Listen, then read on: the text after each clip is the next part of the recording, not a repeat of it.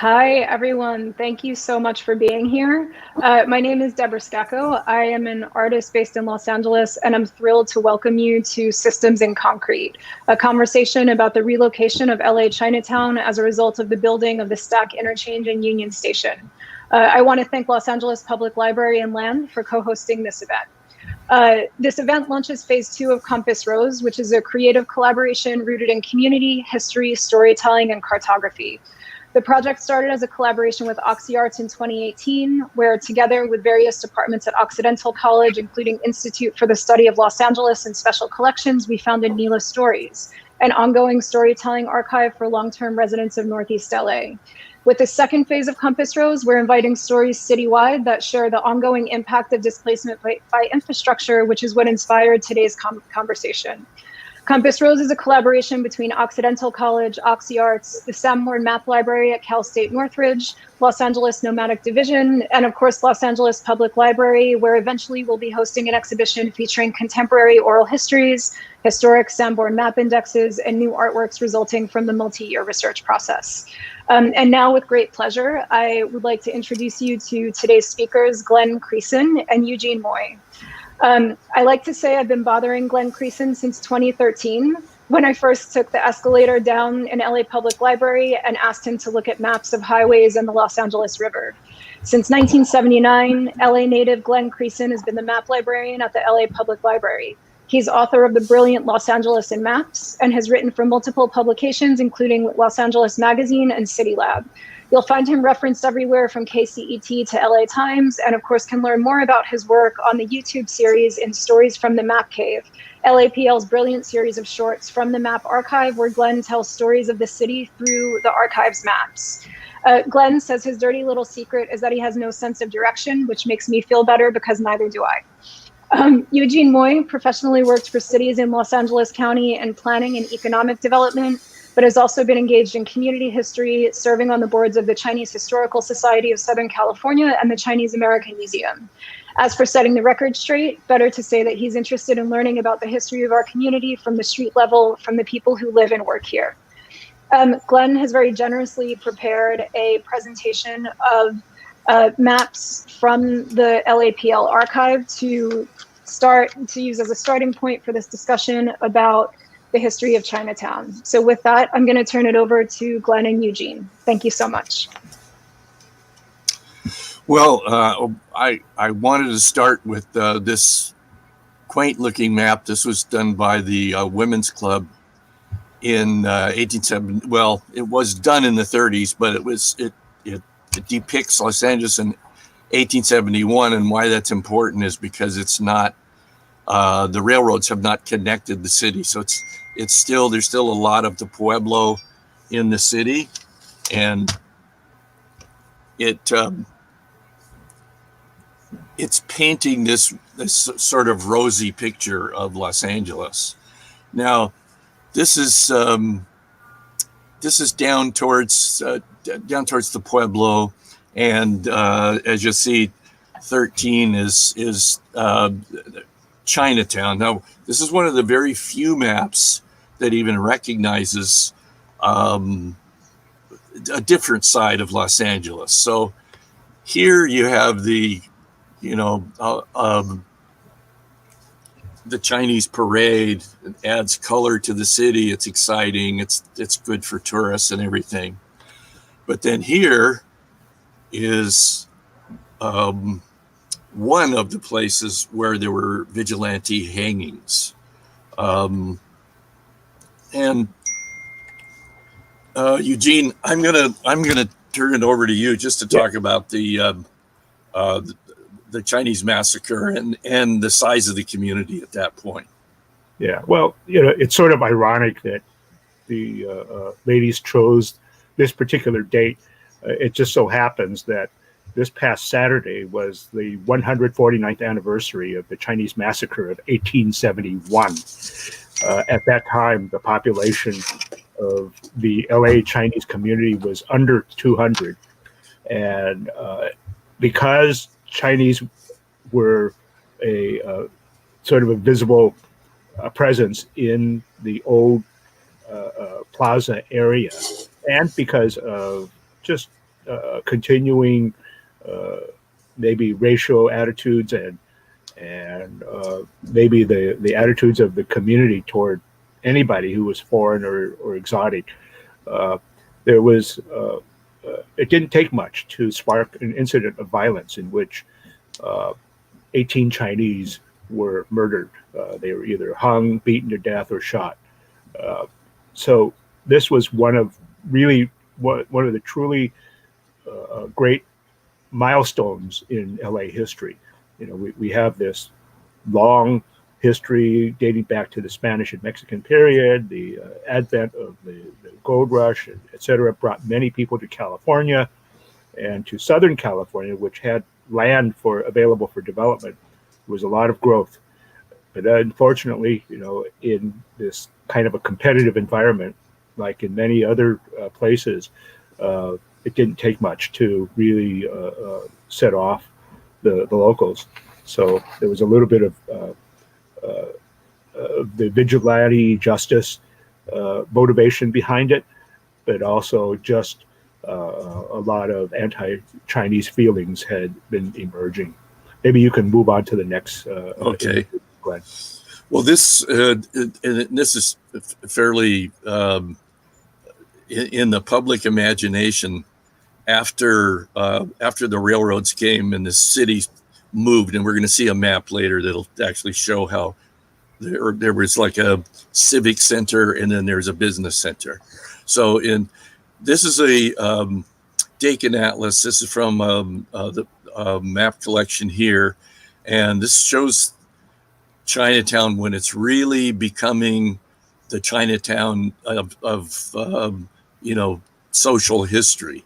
So up close, you can see that Chinatown was a place where it was sort of known as a wild place where, even though the status quo clucked their tongues at it, it was a place they might go visit, for fun. And you can see this is a whole row where it says HO of IF, a polite way of saying houses of ill fame. There's also gambling. You can see there's an opium joint, there's tenements. So on one hand, you have the Chinese, there's a Chinese community there, but then there's this draw of sort of everything goes down there. But at the same time, you have churches, you have a Chinese theater, places to go and shop. So there's always this dichotomy between this is where the Chinese theater was. There's always this dichotomy between the actual people in Chinatown and then this draw and this picture of it as a wild place. Well, a lot of the early Chinese were looking for opportunities, just like immigrants from many other places, whether it was the French, the Germans, the Jewish community, the English, others who flocked to LA. So, if gambling was a popular occupation or a popular recreation, or if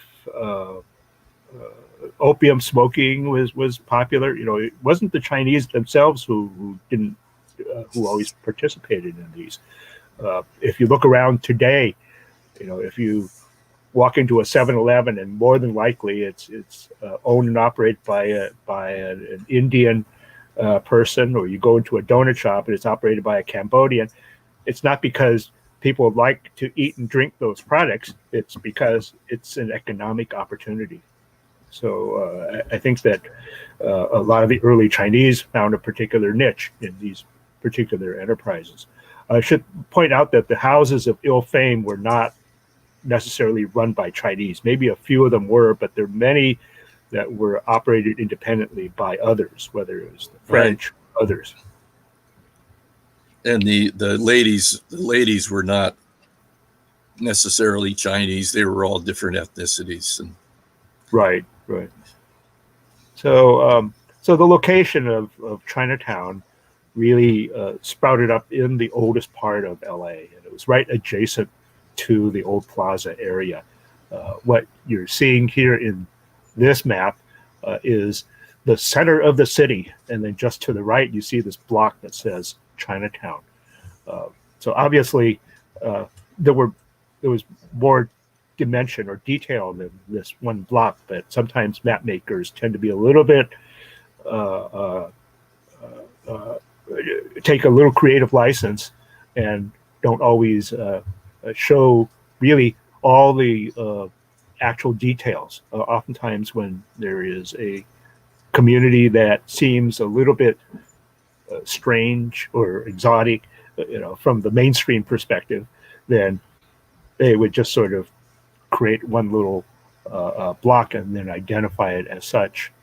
I should point out that the north edge of what is shown as Chinatown here was a street called Macy, and then right across was a Mexican neighborhood, and just across there was an elementary called Macy Street School. It's an existing building. It's 3 stories high, and it was a location where the Chinese and the Mexican kids went to school, keeping in mind that up until only a few decades ago, in the early first 100 or so years of LA, we had a lot of separation of the races.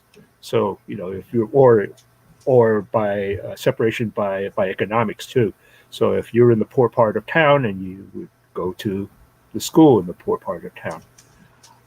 So that particular building is still standing. I'm hoping that one day we'll be able to get it landmarked. By the way, note also on this map, getting back up, see that on the right edge, it says Brooklyn. Now, what was the extension of Macy Street later became Brooklyn Avenue, extended into Boyle Heights and into East LA. But that was the center of a thriving Jewish community, a Jewish merchant community. Many people who had come from Brooklyn, New York, set up business in this particular neighborhood. This was a very mixed neighborhood. So I pointed out the Mexican, the Jewish community. Further to the north and west was where the French and later Italian communities settled in. So we had a very large French and Italian presence. And then just to the south, at the south edge, below where the blocks where it says Chinatown, was an area called, that some current contemporary historians call Frenchtown. They may not have called it back then, but C.C. DeVere has a website called, Frenchtown. I'll think of it in a minute, but there's a lot of great history that she has placed onto that website. And can you just clarify around what year this is? This is era? 1894, the map. But Right. I think Eugene's talking about a broader. Well, I mean, this one here is turn of the century, maybe. So this gives you a look at the at sort of it's Chinatown on the left there, but right. One of the things to keep in mind is that our communities are very organic. They're constantly in flux. So there are people coming and going. And part of it depends on the local or the national political environment.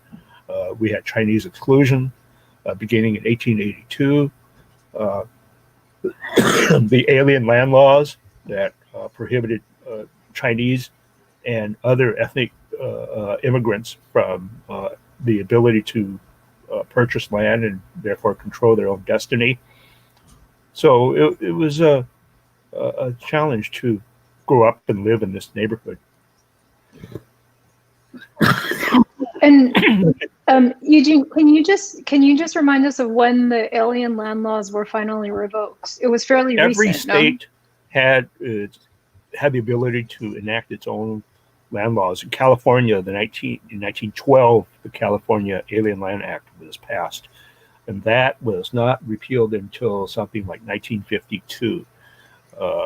So it was a fairly long period of time. But a part of the challenge was that the Exclusion Act made it difficult for a person to become a naturalized citizen. So, once you got here, you had to, unless you were actually born here and were protected under the 14th Amendment, it was a challenge to be able to achieve full citizenship rights. And I think those land laws are quite important to remember as we discuss the relocation of a community in terms of what kind of agency that community is allowed to have in sort of controlling their own destiny. So that's one of the reasons I wanted to raise that. This is a really good map in that it shows the Chinatown area to the lower left, but that was the area that was displaced for the Union Passenger Terminal, or Union Station. But the neighborhood to the north of Macy Street, you can see streets like Boucher, Garibaldi, Augier. That was the Mexican-American neighborhood that mostly was torn down to make way for the LA Central Jail and later for the Twin Towers. So government activities have a tendency to follow the economics. The cheapest land is oftentimes the most vulnerable, no matter who owns it or who lives there. So in this case, here's a whole neighborhood that was displaced. Ironically, a lot of the rancheros, those people that had lived on the ranchos once statehood came and they couldn't afford to pay the taxes, they ended up in Sonora Town. So they're like our founding fathers. Right. The reason I include this one is because it's a travel guide of the period. You can see, and also I'm glad you showed this map, Glenn, because it shows some real pieces of California history. So you've got Chinatown in the center there. You can see the street names, whether it's Leon, which is a French name, named after the town. Commercial Street and Aliso Streets on the lower right were where most of the French neighborhood was. But in the center, you see Stockton's headquarters at the Avila House. Now, Avila House is on Olvera Street presently, and it's identified as the oldest residence in LA. But Commodore Stockton, Robert Stockton, was originally from New Jersey, became Navy Commodore, and he was a key person in the takeover of California from the Californios, from the Mexican government at the time. So he set up his headquarters in the Avila Adobe. Stockton's name is commemorated in the city of Stockton in California. In San Francisco, where some of us, my friends grew up in, might have gone to Commodore Stockton School. So he was quite a person. Actually, I should point out, and I don't want to take too long on any particular image, but Stockton was he was following the War of 1812. He was involved in the Navy in the Caribbean that liberated African slaves from some of the slave ships. So he was a key person in American history, and then later became involved in the takeover of California. So a lot of history is really in our immediate neighborhood of Chinatown and the Plaza. Right. So This one I include. This is a map of the same period, but I include it because it has two of the railroad stations on it. So these are basically going to be replaced by Union Station much later. But I think the city and the railroads jointly wanted to have a central location rather than passengers going to all of these different places. At the right edge of the map, you can see where it says Main Street. But just off of there is the river station that the Southern Pacific operated, and it is connected with the present day Los Angeles State Historic Park. Hopefully, in the future, there will be either not necessarily a recreation, but at least some recognition of the fact that that was where one of the major passenger terminals was located in LA. And a very beautiful train station also. I know Union Station is a classic, but this now we're getting, this is 1909, and I think typically they say the heyday of Chinatown, when it really was larger and runs from like 1890 to 1910, somewhere in there. But this is a map that was sent out to entice people to come to Los Angeles, and you can see their Chinatown they have is a sort of like a beautiful garden spot. Sort of typical of booster maps. Yeah, 1909 was a period of tremendous political activity in China, and many of the Chinese American communities were involved. Dr. Sun Yat-sen went around fundraising, and there were militia that were trained to go and fight in China for its liberation, you might say, for overthrowing the Qing dynasty.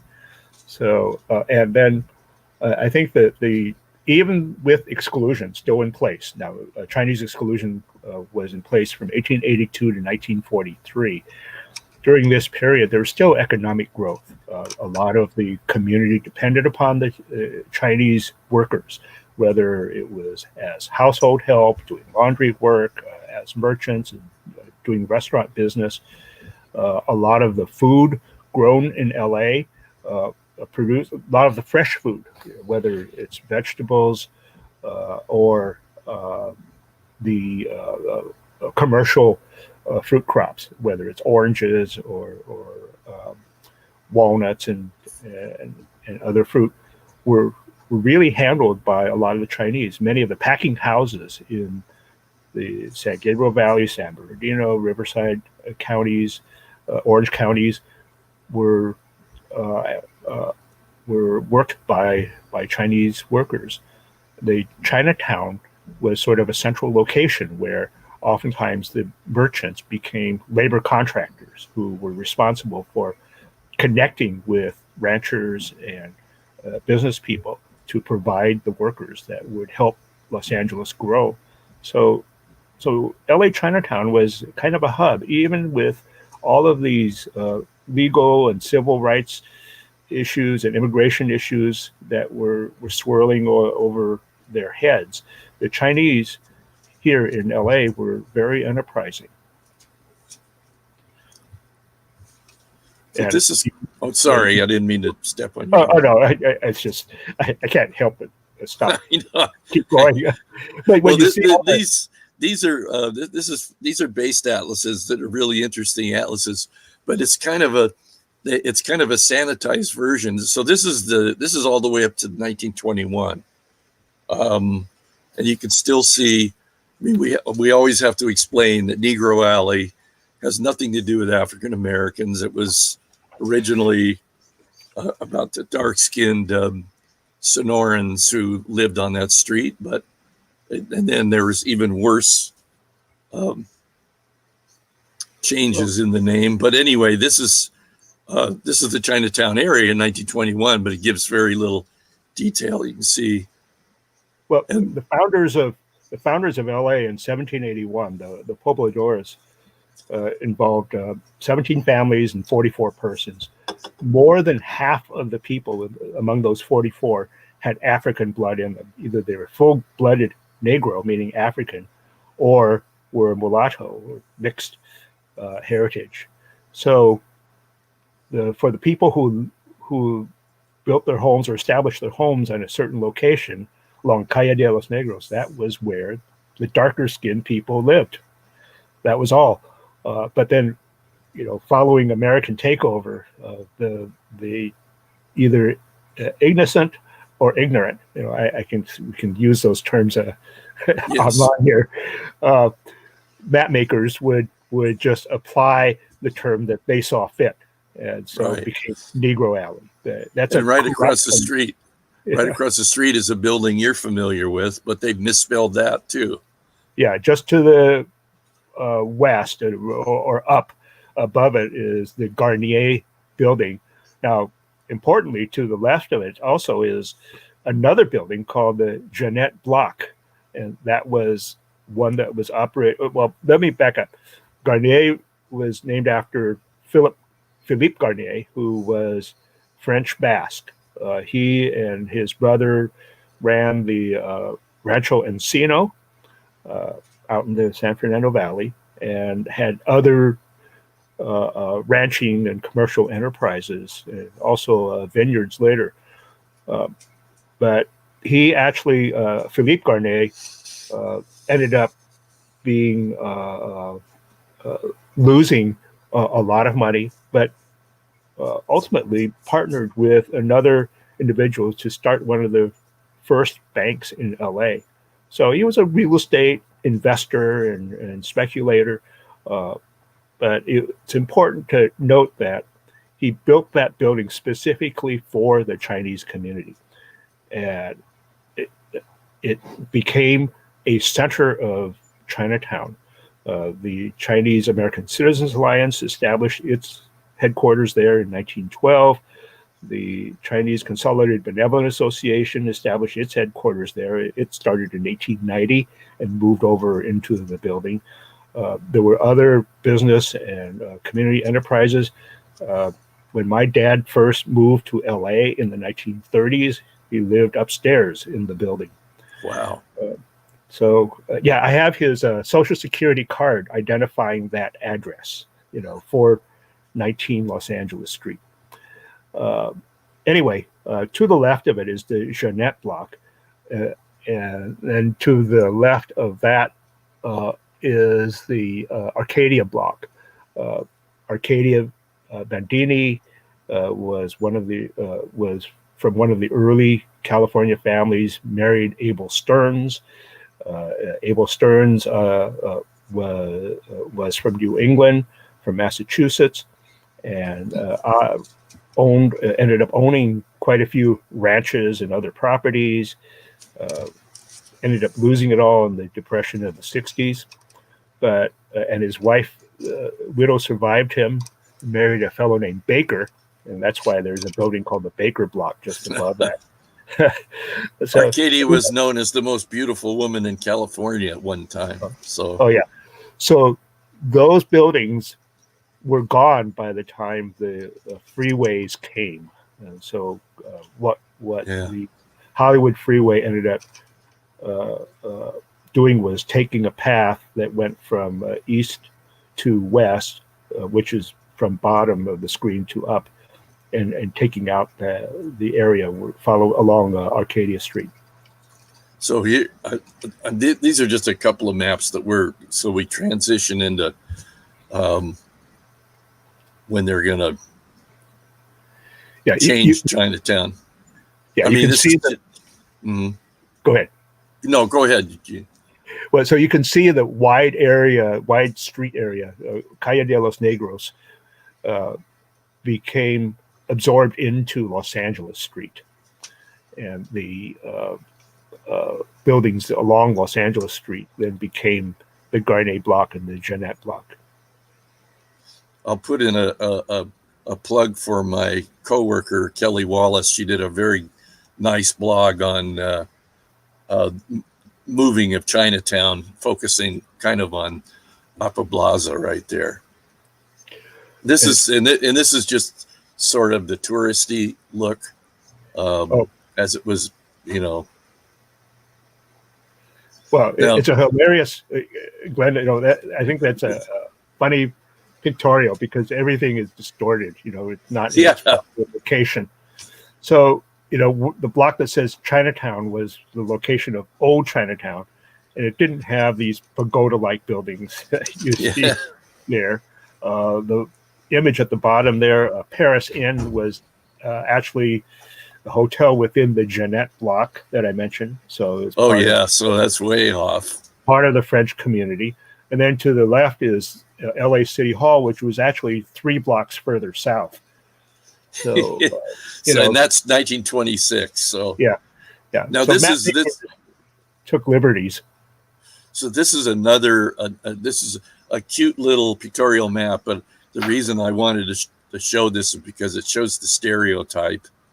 Here's the Chinese. One's smoking opium, one's doing laundry, and the other one's carrying water, I guess. But carrying vegetables. Yeah.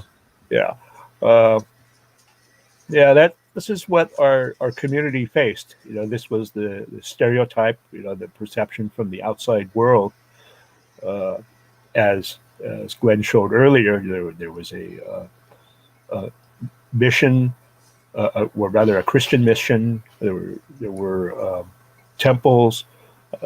There were various business enterprises. So this was sort of a late 19th century stereotype view. So this map maker took a lot of liberties. Yes.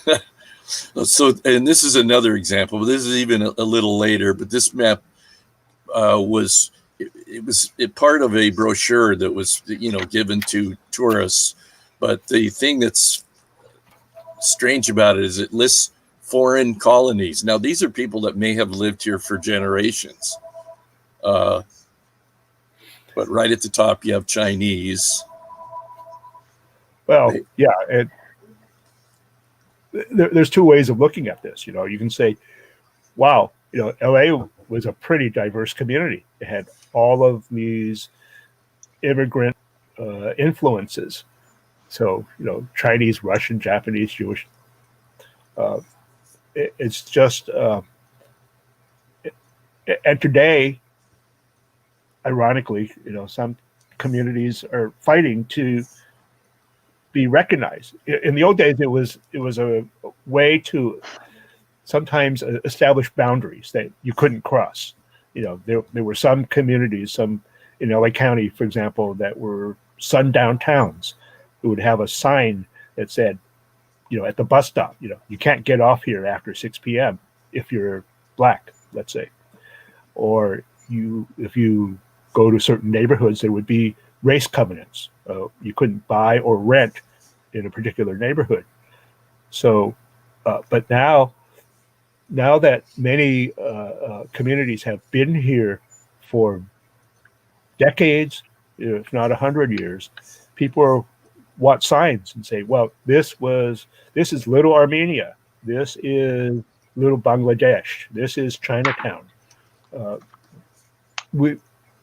There's a growing sense that we should provide the respect to our ethnic neighborhoods that they deserve for their contributions to the growth and development of LA. Right. But Well, and Glenn, I'm really glad that you showed those maps as well, because I think one of the most impactful things I learned when we first started researching together is the sort of non-neutralization of maps, right? Which, like, I think this presentation shows really well, in particular in regard to the Chinese community, but you see it in racialized language across all sorts of maps. It's like, you know, generally maps were at one point regarded as neutral documents, and of course they're not. So I think what's important to note about this is the kind of culturalization, I think is a very generous way to put it, of certain communities and maps that eventually led to the ability to clear those communities in a sort of federally sanctioned way in order to make way for infrastructure, right? So that's just another thing to remember. Well, we can't get into it, but the shoestring is a perfect example of the city hall wanting something and just bulldozing the people out of the way. Right. And covenants weren't restricted to like wealthy communities or anything. I grew up in Southgate, which is a blue collar suburb, and there was a covenant there. So yeah. So anyway, I worked for the city of Southgate for 13 years. Really? One of the early residents of Southgate was Glenn Seaborg. Maybe you were named after him. Yeah. Glenn Seaborg. Glenn Seaborg's family migrated from northern Michigan in 1920 and bought a little house on South. Now I can't even remember the name, San Vicente, but he grew up there, ended up taking the bus to go to UCLA. He went to Jordan High School. But one of the things that he noted was that his family, when they purchased their home, it was Southgate was, that particular subdivision was advertised as a pure neighborhood, meaning it was pure white, that there were race couples. So, I mean, he wasn't making any excuses for it, but he actually openly acknowledged that's just what his family came into. Mm-hmm. Great. And by the way, race covenants were not struck down until 1948. I just want to do a quick time check. So we're at 12:38, and I know we still have a lot to go through. So I think, well, some of them we're going to go through faster, but that's great. I just want to flag it. Keep me posted, Deborah, because I can't see a clock where I'm at. I know. That's why I wanted to flag. But this is just a demarcation point of when they're starting to talk about, they're getting the land lust for this spot where Chinatown is, and eventually they're going to wipe it off the map. So, and that's what we're going to see in some of these maps. So this is, I should have put this a little later but this is what's going to happen when they've bulldozed what was Chinatown, and they're creating the new Chinatown, and then later China City. So, right. The eastern half of Old Chinatown was torn down in the 30s, and Union Station opened toward the end of 38 and 39. In the meantime, the Chinese business community needed to find a place to relocate to.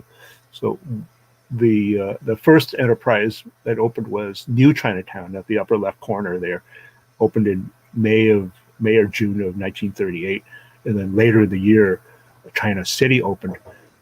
The New Chinatown project was an enterprise where Peter Suhu Sr., who was born in Old Chinatown on Upper Baza Street,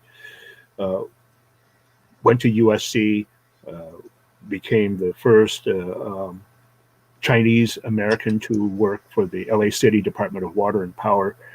He had his skills and abilities to interact with the larger community and to interact with the railroads. And they negotiated, he got together a group of people, they negotiated the purchase of the New Chinatown site on North Broadway. The China City project was an enterprise of Christine Sterling, who had started Olvera Street in 1934. So this was kind of an extension of that kind of uh, selling to the tourists. Basically, it was an opportunity to Yeah. show a little bit of history and culture, maybe from a sanitized perspective. But it was pretty successful for a little while. Operated for about 10 years. Yeah, that's just another look on a tourist map. And this is the same thing. There's China City. This is a streetcar map. It doesn't even, identify. But anyway, I'm just going to say a little short thing about these. These are Sanborn Fire Insurance maps. Deborah's favorites. They were done originally to check risk of fire for insurance companies, but they turn out to be these incredibly detailed urban development aids. So this is just the index to one of those. The Sanborn Fire Insurance maps identify the building material that each building is made out of. Right, so and all the wood or brick. How fire safe it might be, and it would also show accessory structures. So they're incredible resources for archaeologists who are trying to piece together some of the history of the neighborhood.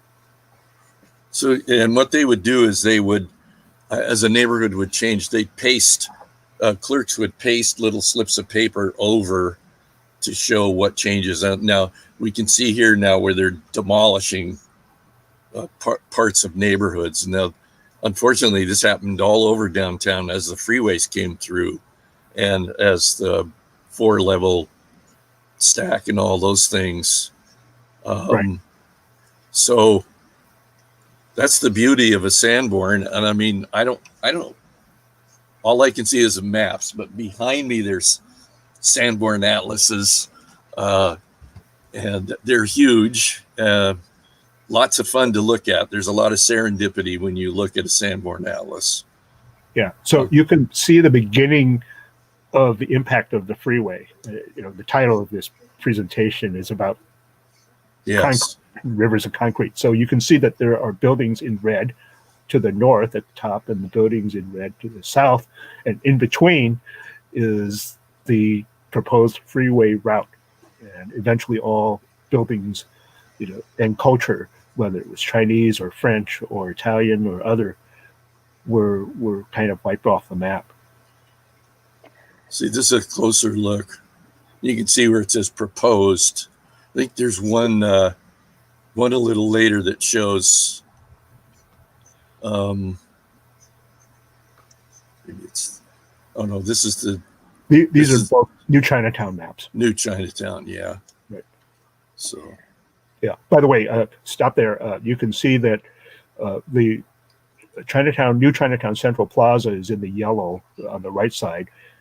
In the middle is the blue buildings identifying the greater Chinatown area, what we call the West Plaza area, or Chungking Road, where there have been many artist galleries and so on. But at the bottom there in lower left orange is the location of the French Hospital, which opened in the early 1870s and operated as such for something like 130 years until a group of doctors took it over as the Pacific Alliance Medical Center. And now it's got a new name, Allied Pacific Health Care City. Here's a closer look right here. Yeah. So yeah. I was born in the French Hospital, by the way, as many Chinatown kids were. Wow. Where just as an off, where did you go to high school, Eugene? I went to Morningside High in Inglewood. Oh, Morningside, so over in Inglewood. Yeah, but I also went to city schools in South LA. Yeah. 74th Street School, Horace Mann Junior High. Okay. So what, Deborah? I was just going to say one other thing that I'd like to point out about the Sanborns. I think they're unique in that Well, of course, with the paste over, you're seeing the most current update at that time of what's happening. But because you have this methodology of pasting over what was there, you can actually see how large geographic areas are impacted by urbanization and are impacted by infrastructure, right?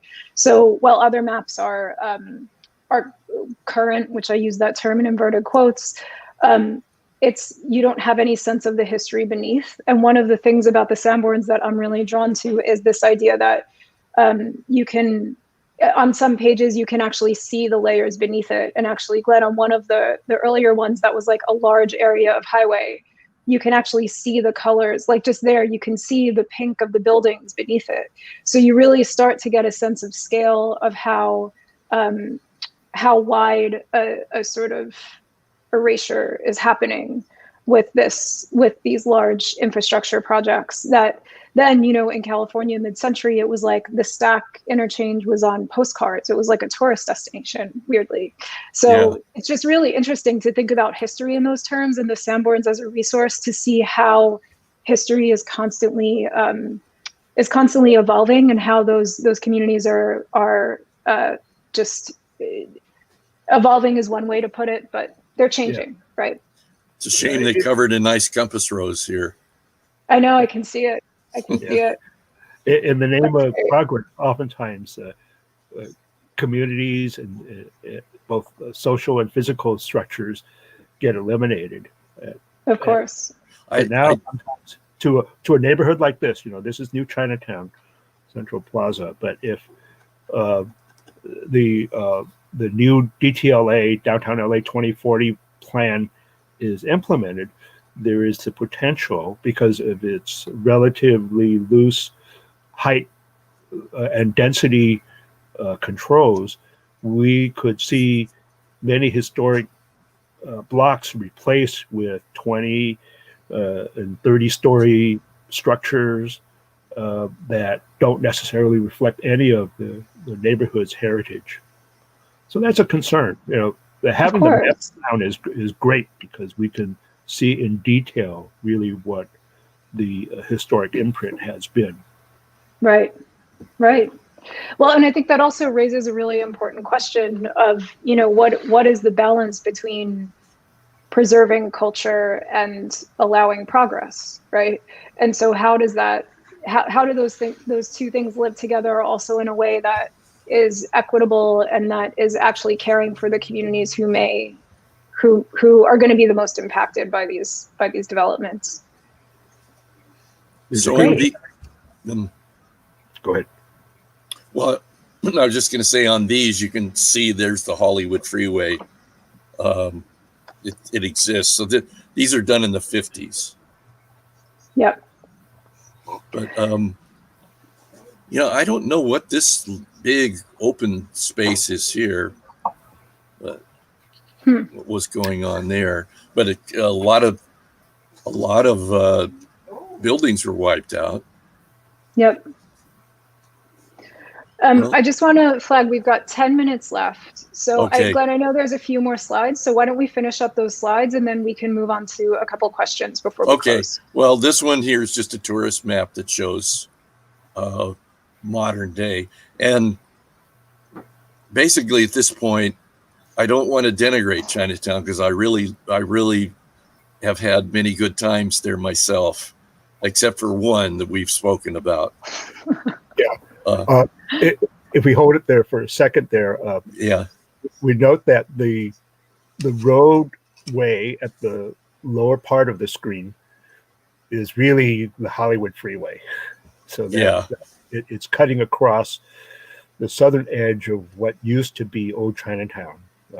So the present day Chinatown is really not there at that location. And then we also on the left see the Fort Moore Pioneer Memorial. That was the former LA City, LA Unified Board of Education location. But it was also the location of one of the first cemeteries in LA. Following the Chinese massacre of 1871, a few of the bodies were actually temporarily buried at that historic cemetery location which was later replaced by the Fort Moore Memorial. Oh, actually, it became an Army fort. So this is just the last slide, and it's just an 80s version of Chinatown. So that's it for me, Deborah. Well, this is wonderful. Thank you so much, Glenn, and thank you, Eugene, for just for sharing the archive and also for sharing your knowledge with us. I think we have just under 10 minutes left, so we can take a couple of questions. So if we can see those, we can try and answer them if possible. So yeah, we have a comment from Connie Lowe saying it's worth mentioning that Florida's Alien Land Act wasn't repealed until 2018, which I was not aware of. Eugene, do you have any comments on that? As I mentioned, every state had its own rules for land ownership and citizenship, even or citizen rights rather. So it's an ongoing challenge. There's no unified leadership that really is helping to support the people of this nation. I mean, I think in line with that, there's also, I know, Eugene, you mentioned racial covenants. So the sort of clauses that were put on homes that they could only be sold to white folks. And I know that those still exist in a lot of housing contracts, and those haven't been removed. So I think there's a lot of lingering policy that's still existing in our documentation and in our legal system today, because it's just been kind of left to sort itself out, which of course is extremely, extremely dangerous. Right. But the race covenants cannot be legally enforced. But the fact they're visible, and if you buy a deed and you have the title policy, you see it there, and it just sends a message. Precisely, and I think in looking at the ongoing impacts of the way that neighborhoods developed, you can see the sort of you can see the legacy impact of these laws that many people are not aware of. They're not aware that the laws existed, nor that they are still, even if unenforceable, they're still in legal contractual documents that many people have in their homes. So I think that's really important to acknowledge. Yeah, we need to have a lot of dialogue, between communities, and to really have discussions about how to address these issues of race and separation and isolation. Yep.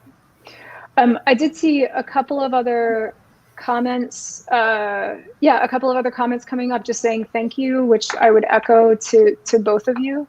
I haven't seen any other questions. So with that, we still have a couple of minutes. I wonder if we could speak very briefly about, I know we mentioned the Pacific Electric system very quickly, and this is kind of a huge question to end on, but I wonder if either of you would like to make a comment on that transition from public transportation to highways and how that impacted communities' ability to stay connected and to actually be active participants in the city before the highways kind of came in and created a new kind of boundary.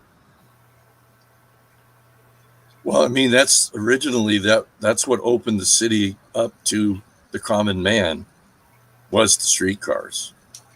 And it also meant that you could live in Monrovia and work in downtown LA. So, but I mean, there's a lot of controversy over who exactly destroyed the streetcars. But it did not help the common man, nor did it help the city, Los Angeles. So. And what's ironic is that now we are utilizing the same routes that the Pacific Electric and other streetcar lines used for our metro routes. So, we're finally getting a green line that goes out to the west side or to the airport. or we're getting lines out to the Inland Empire. But those were already there 100 years ago. I hate to admit Right. it, but I'm old enough that I rode streetcars, but Larry was the streetcar within Los Angeles. The PE was outside, but yeah, But, you know, that was my father's idea of making a man out of me and my brother. We had to ride the streetcar to the Coliseum. That's wonderful. Well, I see we had one question, which I think would be a great question to close on, from Aaron Paley, saying, any thoughts on how we might better acknowledge this history, public art, markers? I'd love to hear from each of you on your thoughts on how, as a city, we can approach acknowledging these historically significant sites that help us understand how our city was built better. That's a great question. Hi, Aaron. We haven't talked in a long time. The train stations, the metro stations all have public art, and many of them hire local artists or commission local artists to do art. And some of these art pieces do reflect some of the local community history. One of the things I would like to see is for Union Station, the main portal to LA, have more that tells the story of Los Angeles. This is, a million visitors come through there every day, or commuters come through there every day. And we don't have any indication of the fact that what is beneath their feet is the historic Chinatown of LA, or that across the street was the birthplace of LA. So with the Spanish and Mexican heritage and Italian and French and other histories here. So we really should use these transportation opportunities to improvements to use as an opportunity to educate everybody about our really global community that we have here. Well, I'll just say very quickly, Deborah, that it's funny you should mention it, because just in the last few months, our city librarian, we're involved in a project to do just that, to identify these public spaces, these landmarks, and so forth. So it is something that people, it's not just the library, it's lots of other agencies. So that's wonderful. Yes. And actually what's funny, so I was supposed to create a piece at LA State Historic Park in April called The River Station, which was all about this. But of course that was, postponed due to COVID, but I'm hoping that it will happen at some stage, because I think the history of that land is so important. And the history of all of our land is extremely important, and remembering that history is vital. And of the people who live there. So absolutely. All those stories and tell those stories. Absolutely. Well, I think that's a great way to close. Thank you so much, Glenn and Eugene, for sharing your incredible knowledge with us. Thank you to Los Angeles Public Library and Land for co-hosting this. And of course, thank you for everybody to everybody for spending your time with us today. Thanks so much. Everybody, stay safe and take care.